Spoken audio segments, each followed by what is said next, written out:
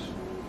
Wanted to meet with you to see what Crossroads is doing in Philadelphia, North Philadelphia.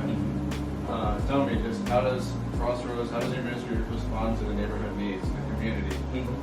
Well, Fairhill, 19133 zip code is the poorest community of any major city in the United States, so the need is great. We follow the Matthew 25, what Jesus said, you know, I was hungry and you fed me, I was thirsty and you gave me drink, I was in prison and you visited me. And so we evangelize, we disciple, we demonstrate the gospel in word and in deed, which means, of course, you know, we preach and we teach the Bible, we teach Jesus, but at the same time, we want to do it in deed as well, meet tangible needs. And so we do it by distributing 3,000 pounds of food to this community every week. There's been a shortage of lifeguards here in Philadelphia due to the COVID pandemic. So most of our pools are closed, so we decided to try to put up our own little pool to keep the kids safe and keep them cool during this summer. This is what you're seeing here.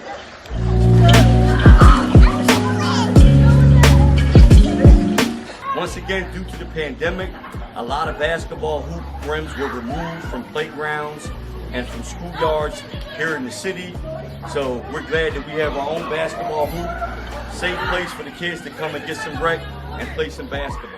Dirt bikes are big in the urban context in the city, so to keep kids from just running from the cops and being on the street, we try to have a couple of dirt bikes where we can take them out the city or take them on tracks or in fields so that they can ride in safety.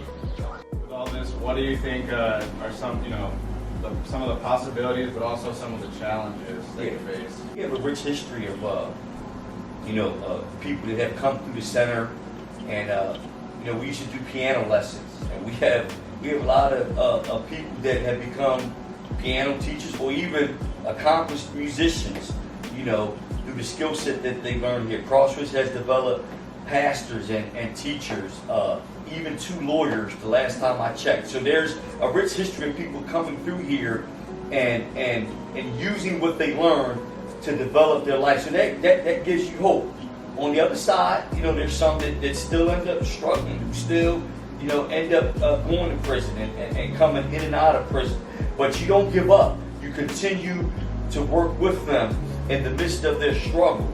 And so some people, it may take a little longer, but you still work with them and you meet them at the crossroads of their life. And that's where we get the term crossroads. We meet people at the crossroads.